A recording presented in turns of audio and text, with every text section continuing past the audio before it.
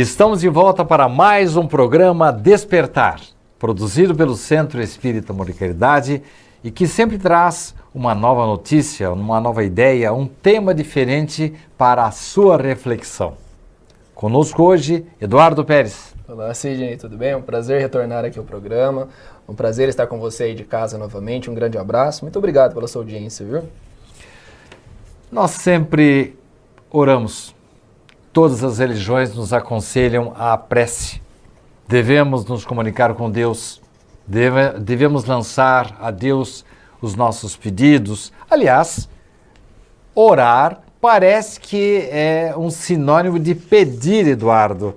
Na doutrina espírita, nós entendemos, aprendemos que com a oração nós podemos louvar, pedir e agradecer. Por que geralmente as pessoas pedem mais na oração que outra coisa? Oi, Sidney, acho que a gente pensa muito na questão do imediatismo, né? O que inflama mais naquele momento, né? O que nos importa mais, o que nos chama mais para a questão.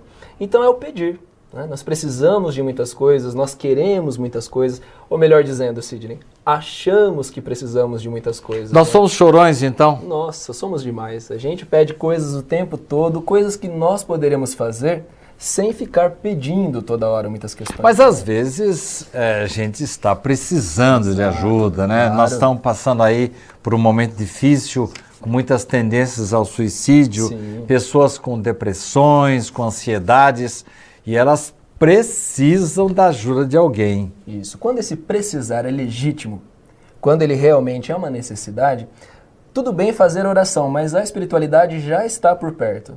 Mas é que quando nós fazemos a oração, quando nós pedimos, isso reforça, isso nos coloca em sintonia, isso facilita o trabalho da espiritualidade. Vou tentar entender o que você disse. Quando nós oramos, nós, de uma certa forma, nos equilibramos e conectamos-nos com a espiritualidade? Exato. Com a oração, existe uma alteração do nosso padrão vibratório. O nosso padrão vibratório, então, ele se eleva.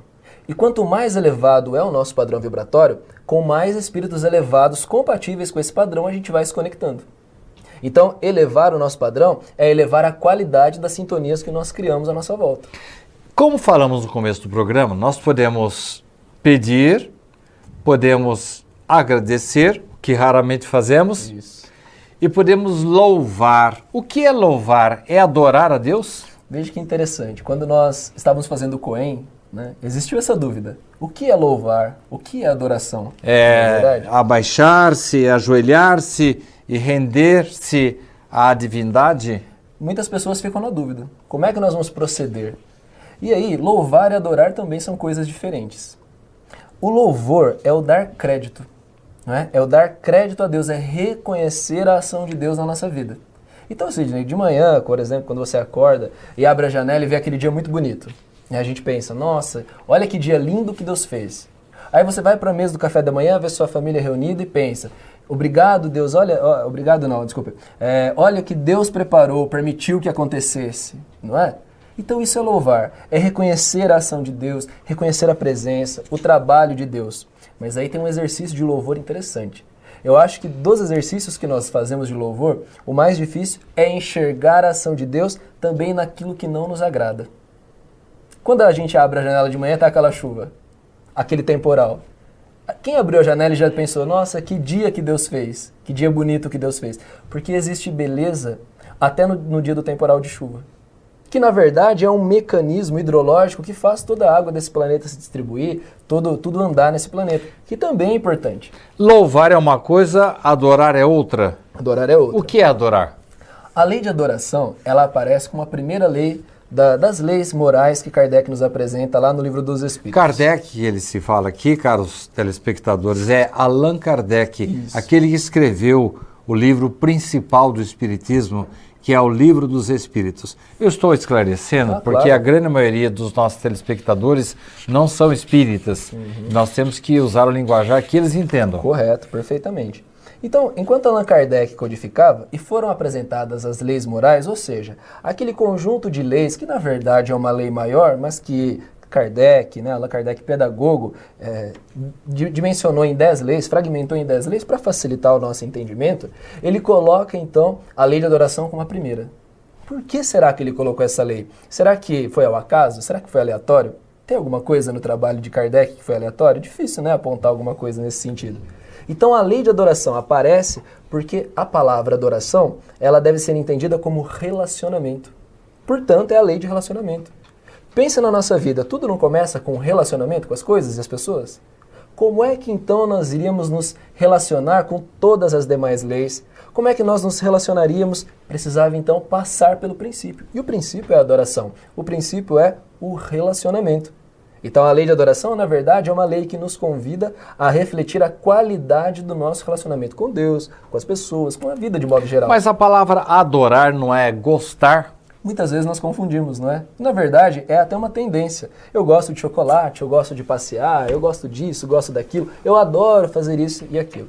Mas nesse sentido, a adoração, ela nos remete ao relacionamento. E veja que interessante, o que é a fé? Quando nós pegamos a palavra fé, ela vem do radical fidelis, que quer dizer fidelidade. Então, fé não quer dizer acreditar apenas. Não é?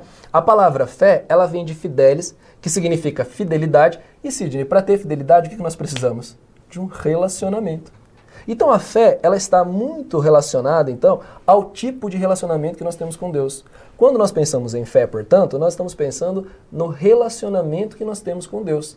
Então, as coisas crescem, as coisas se intensificam baseadas no relacionamento. Quer dizer, então, que para que eu possa pleitear alguma coisa, ter fé, eu tenho que estar bem relacionado com os princípios divinos? Exato. Então esse relacionamento é o que vai determinar a nossa sintonia, a nossa harmonia. Não é só acreditar. Pensa no seu casamento, Sidney. Basta você acreditar que a sua mulher existe para que o casamento vá bem? Não é suficiente. Não é suficiente acreditar que ela existe. É necessário, então, que você trabalhe no relacionamento, que você faça coisas, se movimente, se dedique. E assim é o relacionamento com Deus. Não basta a gente acreditar que Deus existe. Não dá para fazer de conta. Não dá para fazer de conta. Isso é inato. Acreditar em Deus é inato. Todos os povos, em todas as eras, eles sempre acreditaram numa divindade, né? Porque eles tinham dentro dele já essa questão inata. Mas já manter-se bem relacionado com ele já é outra coisa. Depende de um outro tipo de comportamento. O acreditar, ele tem caráter até primitivo, se pararmos para pensar nesse aspecto. A questão da evolução do crer remete ao relacionamento. Então eu quero melhorar a minha relação com Deus, eu vou melhorar então o meu movimento, eu vou melhorar as minhas atitudes, eu vou melhorar as minhas escolhas, porque isso, no casamento não é assim? Porque se a gente quer melhorar a relação com a pessoa que nós convivemos, nós devemos pensar nas nossas atitudes, nós devemos pensar na nossa forma de agir, nós devemos pensar no que vamos falar, no que vamos fazer, no que não vamos fazer. Com Deus é a mesma coisa? Com Deus é a mesma coisa, só que aí tem uma outra questão interessante. Quando um casal briga, quando um casal se desentende, vem do fruto da imperfeição dos dois, que na faixa que nós estamos, ambos têm lá as suas questões, não é? Agora, e quando existe um conflito numa relação com Deus? Deus não tem imperfeições. Deus está sempre certo. Então, quando existe um conflito com Deus nessa relação, onde é que está o problema? Conosco. O problema está conosco. Somos nós que precisamos pensar, então, nas nossas atitudes, na forma como nós nos relacionamos, para que a nossa relação, para que a nossa fé melhore. Temos que desconfiar que alguma coisa em nós está errada. Nós está errado. É impossível acreditar que Deus está fazendo algo de ruim para a gente. Sempre pensa no nosso bem. Isso. No próximo bloco, eu vou perguntar ao Eduardo por que oramos. Se nós só recebemos aquilo que merecemos, por que pedir então a Deus que nos ajude? Não saia daí.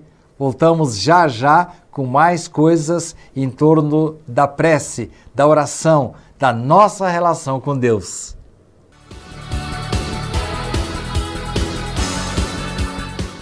Você já acessou o novo site do Centro Espírita Amor e Caridade? Temos uma casa espírita inteirinha para você no ambiente virtual. Aqui você encontra tudo o que acontece em nosso centro espírita, como escolher o seu próximo grupo de estudo, buscar uma terapia espiritual se estiver precisando, ou consultar os palestrantes do mês e agendar a sua presença. E você também pode assistir às palestras pela internet, acessando nossa página do Facebook ou canal do YouTube. E tem muito mais. Se você procura pela mensagem da doutrina espírita, conheça nossos canais de divulgação.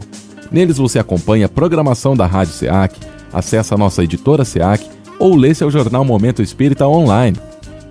Pensa que acabou? Não deixe de conhecer o premiado e dedicado trabalho filantrópico do SEAC. O Centro Espírita Amor e Caridade possui 11 diferentes projetos sociais e filantrópicos em Bauru, contando com mais de 600 voluntários. Conheça suas atividades, seus objetivos, vagas disponíveis para voluntariado e como ser um apoiador do projeto. Centro Espírita Amor e Caridade, um SEAC inteiro para você.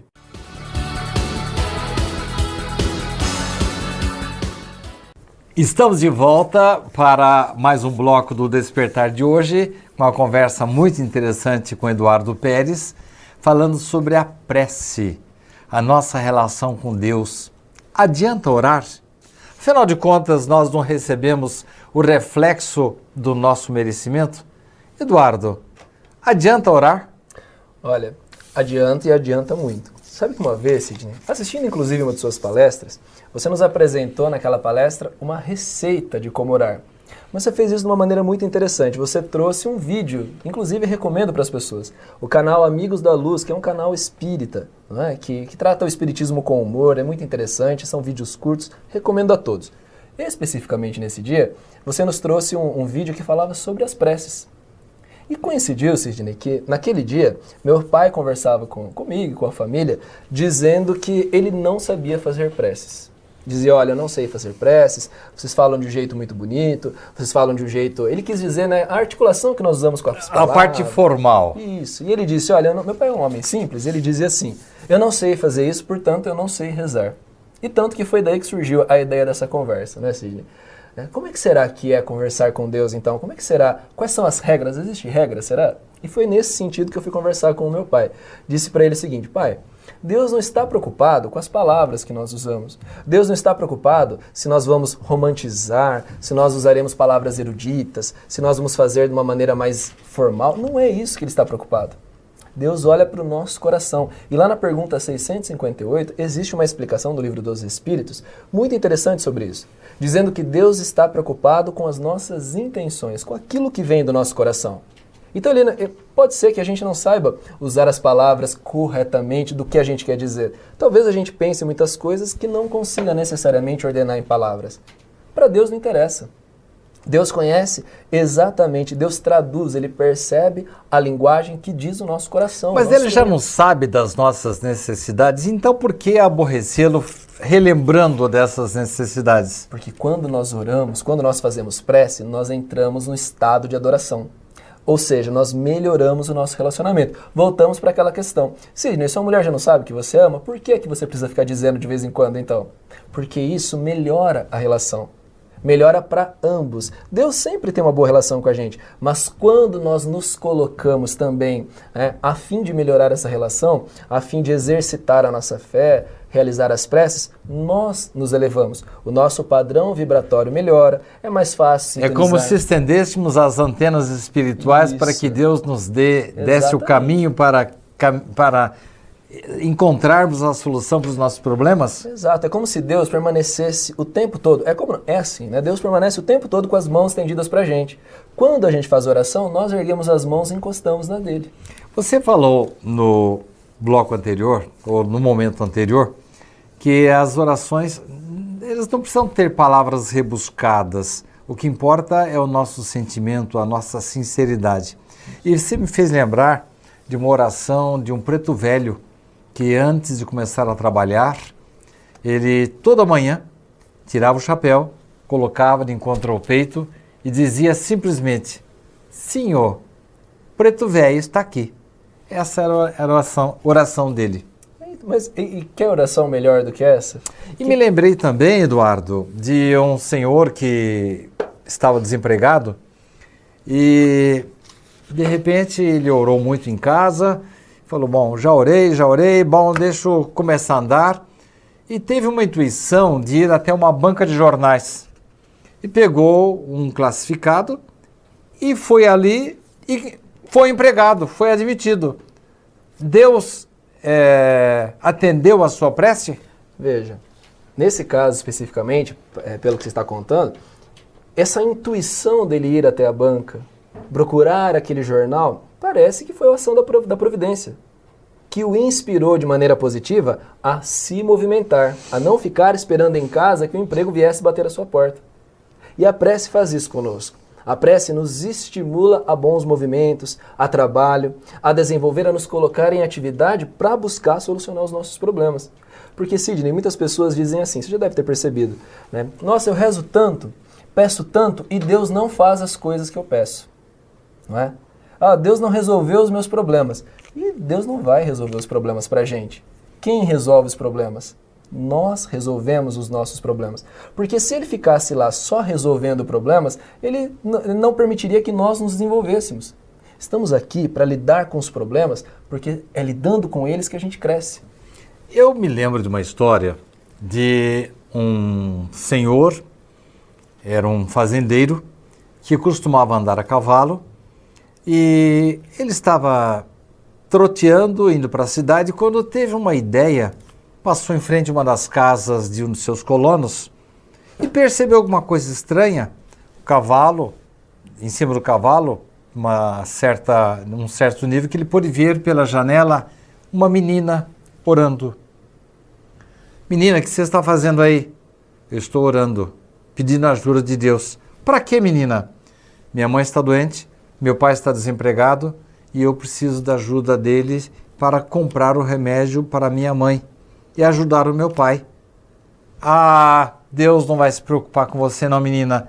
Toma aqui o dinheiro, vai lá, compre o remédio para sua mãe, compre alguma coisa para sua casa e dê condições aí para que seu pai vá procurar um novo emprego. Aliás, peça a ele para me procurar lá na fazenda que a gente vai encontrar uma solução para ele.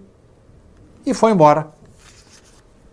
E bateu nele. Será que essa menina seguiu meu conselho? Voltou lá com o cavalo e a menina estava orando ainda. Menina, já não falei para você que não adianta nada você orar? Sabe o que é? Eu não estou mais pedindo a Deus. Eu estou agradecendo porque eu orei e Ele mandou o Senhor. Olha isso, não é? Quantas e quantas vezes, né? Quantas e quantas vezes não. É sempre assim. Deus se serve das pessoas para conversar com a gente. Deus se serve das pessoas para agir na nossa vida. Né? Então, quando perguntaram para Emmanuel como é que Deus se manifesta, Deus não se manifesta. Não podemos ter aquela ideia, Sidney, de que eu vou chegar no meu quarto, me colocar em estado de oração e Deus vai falar comigo. Isso não acontece, porque Deus não é uma pessoa. Às vezes acontece, hein? Né? Ah, mas aí precisa ver por que está acontecendo. Às vezes acontece. Às vezes você tem uma bela de uma ideia. Viu? Ah, sim, mas tudo bem. A intuição corretamente. Mas assim, escutar a voz dele, sim. Isso não acontece. Porque Deus não é uma pessoa, Deus não tem uma garganta para falar. Sim, não é? Mas então, que vem, muitas inspirações vêm, né? Com certeza, de todos os tipos. Né? Só que Emmanuel nos alerta no seguinte, ele nos fala que Deus não vai se materializar e formar uma garganta e falar com vai mandar alguém. Exato, ele se serve das pessoas e das circunstâncias. Então nós precisamos ficar atentos às pessoas que estão na nossa vida, às situações que nos acontecem e também às situações que não nos acontecem. Que tudo, Sidney, no final das contas, é um recado, não é verdade? Então Deus se serve desses mecanismos para conversar com a gente. E o que você falou é extremamente pertinente. Quantas e quantas vezes, não é, Sidney? Nós estamos lá, às vezes com um problema, pedimos ajuda para pensar na solução, pedimos ajuda para lidar com esse problema da melhor maneira e boas intuições aparecem para a gente. Aparecem, né? E esquecemos de agradecer, geralmente. E às vezes esquecemos de agradecer, né? Exatamente. Na antiguidade, nós encontramos situações assim muito tristes em que irmãos de outras crenças entendiam que eles eram intermediários de Deus e, com isso, tinham o poder de fazer ou não fazer as coisas em nome de Deus. Isso aí trouxe, inclusive, alguns problemas, até o surgimento de uma nova religião, o protestantismo. Eduardo, de uma certa forma, as pessoas que resolvem fazer um negócio com Deus, não, se Deus fizer tal coisa, eu vou caminhar até tal lugar, eu vou caminhar, ficar de joelhos, eu vou levar uma oferenda lá para tal igreja. E ainda aqueles que, na época de Lutero, criticavam tanto a comercialização dos bens divinos, infelizmente alguns, na atualidade, estão vendendo certificados de entrada para o céu, abençoando canetas para que a pessoa passe no concurso. Eduardo, essas mercantilizações, essas doações que fazemos, essas promessas que nós cumprimos, sensibilizam Deus? Olha, isso que você falou é uma coisa muito séria. E já acontecia na época de Jesus. Por que que Jesus, além de confortar, além de trazer a boa notícia, né, o evangelho, né, além de trazer a boa notícia para nós, por que que muitas pessoas se sentiram incomodadas naquela época? Porque uma das propostas de Jesus era descentralizar esse poder de falar com Deus, não é? Então ele questiona essa questão do poder dos fariseus, dos doutores da lei, dizendo que Deus escutava a todos e estava com todos. Quando ele chamou Deus de Pai, Pai está com todos os filhos. Então não é necessário intermediários, não é necessário que alguém filtre. Nem precisa ir ao templo. Nem precisa ir ao E templo. nem precisa recolher qualquer taxa para o templo. Isso, que colocava em risco a própria subsistência das pessoas. Você sabe que um dos motivos da crucificação foi esse, né? Sim. Jesus dizia que ele podia curar a qualquer momento e não precisaria fazer nenhum pagamento para os fariseus, os sacerdotes. Isso aí indispôs perante os poderes religiosos da época. Incomodou bastante, de fato. E parece que essa cultura ainda permanece arraigada em alguns espíritos que já vem passando por sucessivas encarnações e reencarnações, lidando com essas questões, e parece que tem dificuldade de aprender essa lição. Quer dizer que Deus não se sensibiliza com essa mercantilização. O foco de Deus, como aquela questão 658 nos diz, é a intenção. Deus está olhando para a intenção e não para esses rótulos, para essas manifestações exteriores. Então, se eu gostaria que a minha vida melhorasse, eu conseguisse um emprego, eu lidasse com alguma doença, alguma questão, Deus espera que eu me movimente. Deus espera que eu estude, que eu me prepare, que eu busque emprego. Então, nós sabemos que a situação é difícil. A nossa melhoria individual. Exato. Mas esta é a essência. Exato. Ele quer uma construção interna, ele quer um movimento interno. Então não adianta oferecer objetos, ficar oferecendo coisas que não refletem o que estou sentindo. Aliás, o que nós podemos oferecer a Deus, senão nosso agradecimento, o nosso louvor, a nossa parceria. Exato. No último bloco do nosso programa, eu vou perguntar a Eduardo se as orações que fazemos para os outros, se elas são ouvidas. Ou será que eles devem fazer as suas próprias orações? Voltaremos já já.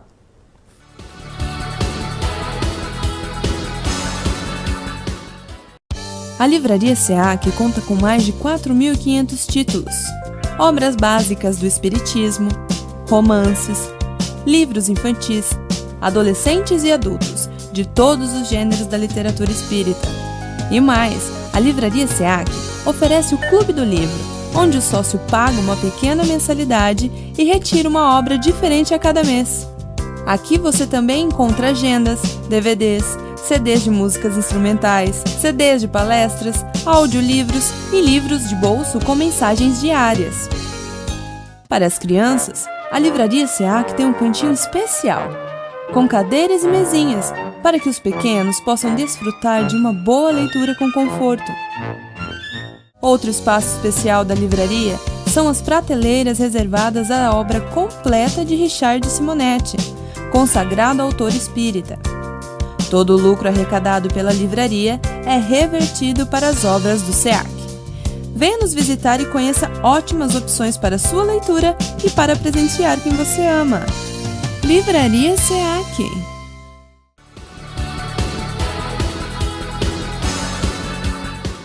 Estamos de volta para o último bloco do Despertar de hoje com Eduardo Pérez falando sobre a oração. Eduardo, eu ouvi falar que quando oramos para o semelhante, para o outro, essas orações com certeza serão ouvidas. Veja que interessante, né? Realmente, quando nós oramos, toda oração, quando ela é dita com sinceridade, ela é ouvida. Mas, a princípio, o que acontece quando eu oro por alguém? O primeiro a se beneficiar sou eu. Porque quando eu faço oração, o meu padrão se eleva e começa a sintonizar com espíritos mais elevados. Mas a outra pessoa, não é ela que deveria estar orando, preocupada com o problema dela? Se a gente pensar assim, nós caímos, né, naquela rede de egoísmo, né, que o mundo já está cheio. Então, quando nós oramos por outra pessoa, nós exercitamos a nossa caridade. Mesmo porque eu estou abrindo mão do meu conforto e dando para o outro, é isso? Exato, é o princípio da caridade. É pensar no outro, fazer pelo outro o que gostaríamos que fizesse por E nós. quando nos esquecemos, é aí que somos lembrados por Deus. Exatamente. E quando nós oramos por outra pessoa, nós enviamos boas energias. É como se fosse um passe à distância. Enviamos boas energias, fortalecemos o espírito daquela pessoa. Às vezes aquela pessoa está com dificuldade de discernimento, de reconhecer certos problemas, certas questões dentro dela mesmo, e essa energia que chega ajuda a reorganizar as ideias. Permite que, às vezes, energias densas se dissipem, permitem que os protetores, que os espíritos que guiam aquela pessoa consigam trabalhar, consigam operar ali com maior facilidade. Então, os benefícios são muitos benefícios. Terça-feira eu tive um compromisso aqui na rádio e não pude fazer o Evangelho no Lar no horário que estava previsto com a minha esposa. Cheguei em casa e falei para ela, passou do horário, não dá para orar mais hoje. Tá certo isso? Olha, o interessante no Evangelho no Lar é que a gente sempre se programe, né, e tente fazer naquele horário. Mas como você estava envolvido em outras atividades relacionadas, a espiritualidade é como a gente. A espiritualidade se comunica. Os espíritos que trabalhavam aqui, que trabalham na sua casa, enfim, eles têm uma interação. Então eles se comunicam e eles se organizam, né? Mas o ideal é que a gente consiga sempre fazer no mesmo horário. Mas não deu? E agora? Bom, e agora você vai fazer assim que for possível. Mas a oração, então, tem um horário certo? Oração tem horário certo? Nós dizemos que não existe um horário específico para fazer preces, para fazer as orações. Mas existem, né, Sidney, os horários chaves. O Espiritismo nos diz que nós devemos fazer as preces quando a gente se sente bem, nos horários que a gente determina, nos momentos que nós queremos fazer, que é o melhor horário para o indivíduo. E quando sente mal, não? Quando sente mal, não, quando sente mal, aí sim que nós temos... Olha, eu me confundi agora. Não, quando sente mal, se sente mal por alguma questão, aí sim nós devemos intensificar. O que nós não podemos ficar é presos à ideia de que existem momentos que eu devo fazer a oração ali, naquele momento, se eu não fizer ali, só por outro dia. Não.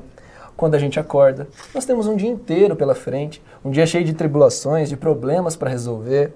Então é necessário, para a gente já começar o dia estabilizado, às vezes no meio do dia, para reforçar aquela vibração e principalmente antes de dormir, para preparar o nosso espírito para o desdobramento, para melhorar a nossa vibração, para melhorar as nossas sintonias, conexões, harmonias. E no banho?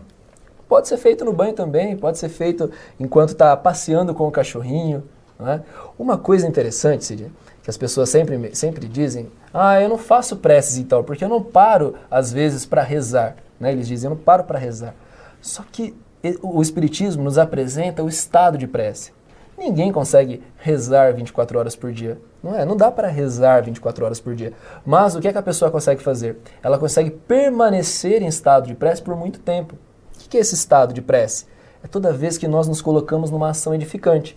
O padeiro, quando ele acorda às 2 da manhã, por exemplo, para trabalhar e preparar o seu pão, ele não está dando sua contribuição para a sociedade? Ele está se colocando em estado de prece? Ele está se colocando em estado de prece. Ele está exercendo uma atividade que faz esse planeta andar. Ele está fazendo uma atividade que contribui para o próximo. Ele está em estado de prece.